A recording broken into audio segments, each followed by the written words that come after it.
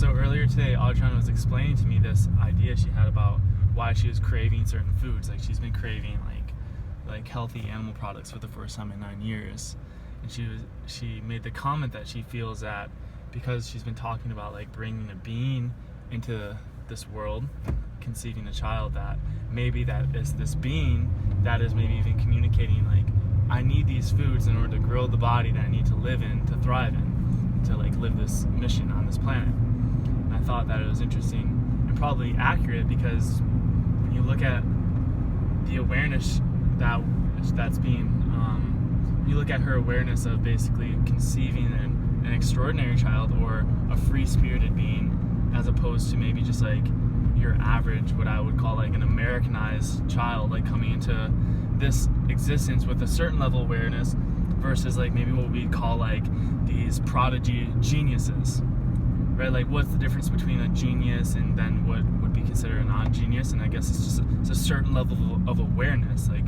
the intelligence of a genius is so much, their awareness is so much broader, so therefore they have a higher level of intelligence because they can see many differences, many perspectives. And so even talking about conceiving a child, when you talk about and you're bringing into existence or into a reality about like, well, this is the intention I want of having a child. Like I want to bring in a super healthy, a super intelligent, genius-like, extraordinary free being, versus again the Americanized approach to a child, which is like it's in someone else's hands, it's only in God's hands, or who knows, it's just all by mystery, by faith, by hope. I'm gonna have a child and we'll see what happens, sort of thing, like a surprise.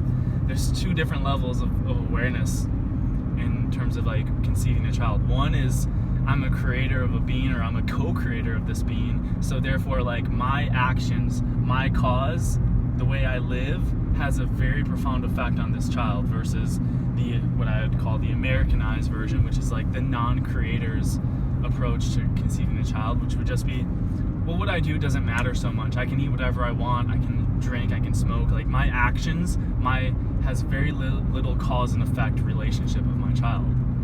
And so with that being said, I thought what Adriana said was very interesting and very intuitive, especially like as a future mother, which was like, maybe my child's even communicating to me like on a metaphysical level of what it needs to be born into an extraordinary body, to be an extraordinary being.